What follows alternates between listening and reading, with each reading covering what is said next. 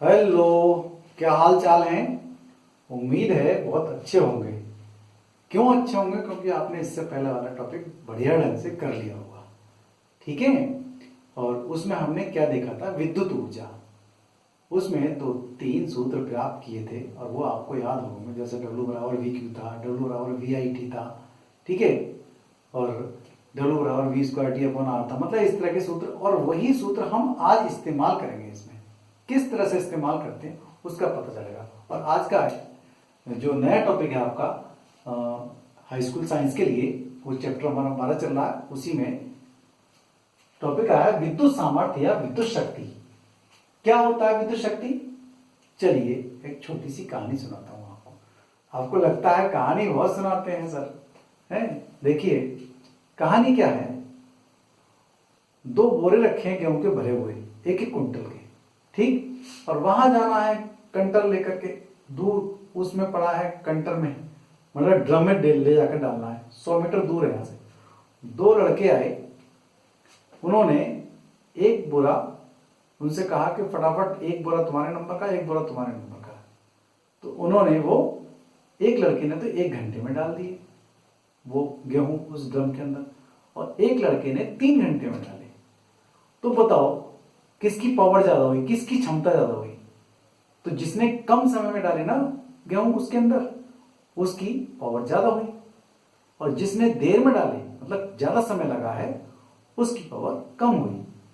तो क्या मतलब हुआ? ये समय से नापा गया, दर से नापा गया। ठीक है नहीं है? तो जो जिसने कम समय में काम किया अपना पूरा, उसकी क्षमता अधिक है, उसकी पावर अधिक है, उसकी शक्ति अधिक है, अर्थात उसकी सामर्थ्य अधिक है। आगे समझे नहीं? तो सामर्थ्य जो होती है वो समय समय से क्या होती है? वो व्युत्क्रमानुपाती होती है।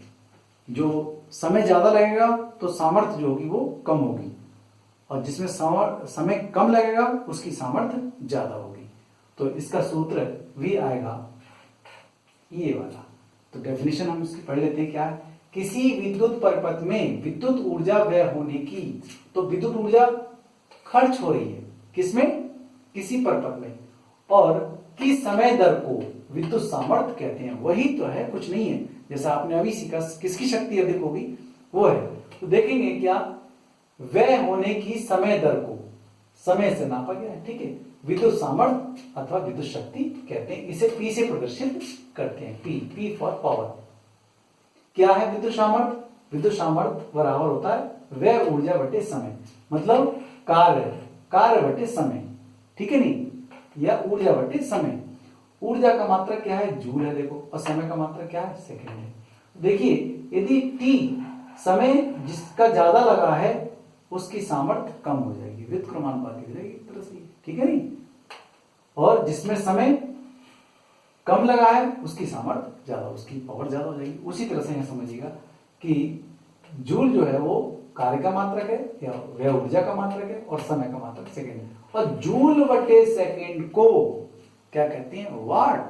वाट कहते हैं इसे। ठीक है नहीं? वाट जो है वो पावर या शक्ति या सामर्थ्य का मात्रक वाट होता है। और आप देखेंगे कि ये जो मात्रक है वो छोटा मात्रक है भाई, है? इसको बड़े बड़े चीजों में हम प्रयोग नहीं करते, जैसे बिजली के नापने में हम जो है इसका प्रयोग किस तरह से करेंगे आने वाले टॉपिक में हम सीखेंगे इसे। देखेंगे एक वाट की डेफिनेशन क्या होगी। एक वाट की डेफिनेशन आप पहले भी जान चुके हैं। जैसे आपने 1 वोल्ट की डेफिनेशन निकाली थी, 1 एम्पियर की डेफिनेशन निकाली थी, अपने आप निकाल गए, सीख गए ना। उसी तरह से हम इसको भी सीख लेते हैं। क्या है? कोई खास बात नहीं। देखो 1 जूल 1 सेकेंड 1 वाट। क्या कहेंगे? किसी परिपथ में 1 सेकेंड के लिए 1 जूल ऊर्जा व्यय हो रही है। 1 सेकेंड में 1 जूल ऊर्जा व्यय हो रही है, तो उस परिपथ की शक्ति 1 वाट होगी। क्लियर हो गई? चाहे ऐसे कह लो और चाहे इस तरह से कह लो। यदि किसी विद्युत परिपथ में 1 जूल प्रति सेकंड की दर से ऊर्जा व्यय हो रही है, तो परिपथ की विद्युत सामर्थ्य 1 वाट होगी। चाहे ऐसे कह सकते हैं। देखिए भाई, वर्क करना है आपको, बहुत जरूरी है, और नोट कर लीजिएगा, और बहुत मजेदार नंबर आएंगे एग्जाम में। बिल्कुल भी मत घबराइएगा। बस शर्त यह है कि छोटी छोटी चीजों को आप चुनते जाइएगा। ओके। क्या है? अब हम जो पावर है हमारे पास, सामर्थ्य है, उस सामर्थ्य को हमने विभिन्न रूपों में देखेंगे कभी, क्योंकि परपथ में क्या होता है, धारा होती है, विभवांतर होता है, प्रतिरोध होता है, अब कितना समय लगता है प्रतिरोध को पार करने में धारा को, ठीक है नहीं, इस तरह से चीजें हम देखेंगे। तो क्या है, पहला पॉइंट क्या है इसका देखेंगे, सामर्थ्य जो है वो विभवांतर व धारा के पदों में देखते हैं, क्या है सामर्थ्य उसकी। देखिए ये हमारे पास सूत्र था पहले, W बराबर VIT सूत्र था, किसका सूत्र था ये, कार्य, विद्युत ऊर्जा, ये विद्युत ऊर्जा है, तो P बराबर W/T, ये सूत्र मैंने यहाँ लिखा है इसका, ठीक है, और W बराबर VIT।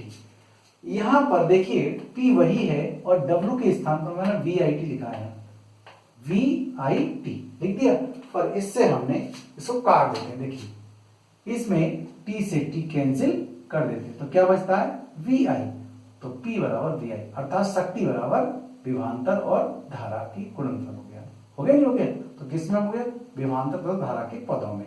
आपसे क्वेश्चन पूछा जाएगा, ये सामर्थ्य या शक्ति को धारा और विभवांतर के पदों में बताइए, तो आपको ये वाला सूत्र लिखना होगा, क्लियर। अगला सवाल देखेंगे, अगला पॉइंट इसका सवाल नहीं, सामर्थ्य क्या है धारा व प्रतिरोध के पदों में, देखते हैं पावर को, धारा क्या है वही ऊपर वाला सूत्र लिखेंगे पहले हम, और W बराबर I² RT हम लिख देंगे इसकी जगह, तो क्या होता है, देखो T से T यहाँ कैंसिल कर देते हैं, W के स्थान पर लिखा है मैंने I² RT, T से T कैंसिल यहाँ हो जाता है, ओके, तो क्या बचता है I² R, तो वो I² R हो गया, क्या P बराबर I² R, या शक्ति बराबर या सामर्थ्य बराबर I² R, किसमें धारा तथा प्रतिरोध के पदों में, ये हमने निकाल लिया दोनों। ये 2 पॉइंट आपके हो गए, दोनों सूत्रों को याद करिएगा, क्योंकि इसका प्रयोग आने वाले हम छोटे छोटे प्रश्नों में करेंगे। अगला फॉर्मूला और देखते हैं क्या आएगा, देखिए सामर्थ्य, विभवांतर और प्रतिरोध के पदों में और देख लेते हैं क्या है, P बराबर W/T, ये हम पहले से जानते हैं सूत्र, एक ही सूत्र है हमारे पास सामर्थ्य का, ये और दूसरा सूत्र ये मिल गया, तीसरा ये मिल गया, और चौथा हम मिलाने जा रहे हैं, क्या मिल रहा है देखिएगा, W बराबर क्या होता है पहले से जानते हैं, ऊर्जा क्या होती है, विद्युत ऊर्जा V²T/R होता है, तो V²T और R ये लिख दिया, या ऐसा कहिएगा, देखो हमने ये वाला पार्ट हमने ये लिख दिया, देखिए, और T ये वाला रहा, ठीक है, तो W ये मैं बना देता हूं, अगर दिक्कत हो रही, देखो W/T है ना, तो P बराबर W के स्थान पर क्या लिखे हम, V²T/R,